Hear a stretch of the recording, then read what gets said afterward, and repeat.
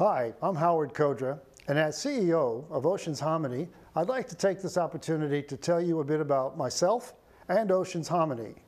Oceans Harmony is a non-profit organization dedicated to maintaining, improving, and conserving the oceans and seas of the world. Our vision is to become a paramount source of credible, unbiased data and information to all interested parties regarding the environmental impact of human intervention and activity on a global scale. That might sound like a tall order. However, with today's technology, nothing is out of reach. Oceans Harmony is driven by a dedicated group of professionals who share the same ideals and goals. Myself, I was first introduced to the aquatic environment at the early age of 14. Born and raised in New York City, my family was fortunate to have a beachside property in Mystic Islands, New Jersey. I was always interested in animals, and especially marine mammals. I had worked with animal importers during the summer breaks, and even as a young lad of 7, I was breeding and selling fish to pet shops in New York City.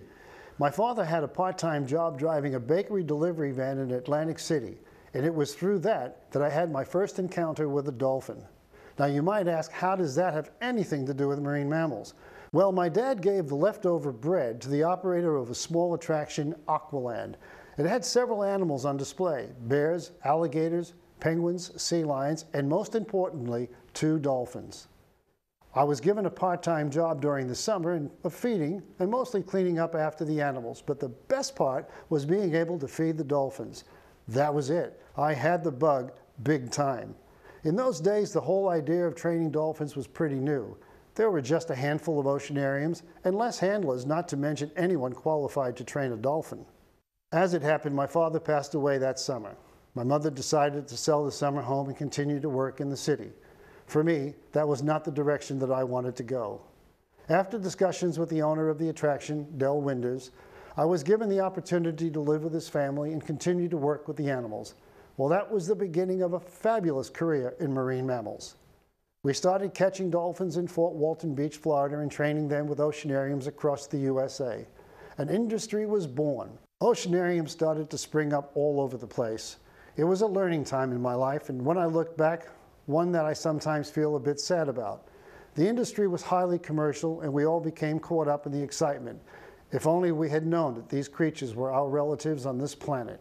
Short-sighted? Probably. Consider, though, if we hadn't done what we did. It was through oceanariums that dolphins and whales became recognized as the beautiful, highly social, intelligent creatures that they are.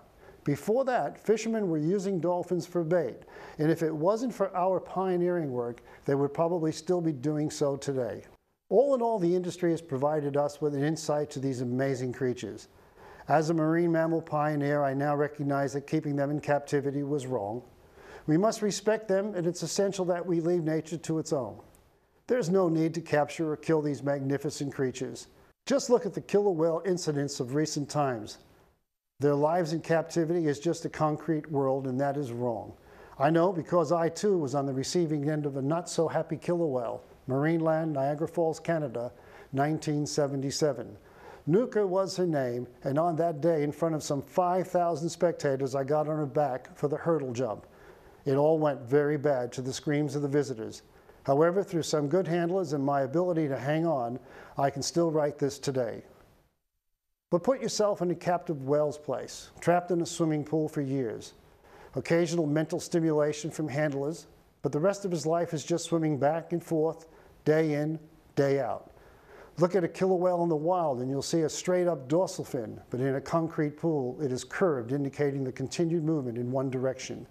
Sounds pretty horrible for such intelligent and social creatures, doesn't it? I owe something back. I guess we all do. With your support, we can make a difference. Take the time to read some of the articles listed in the historical section of the website. Any questions, we would love to hear from you. Visit oceansharmony.org. Together, we will make a difference and put things right. Come with me on this new and exciting journey.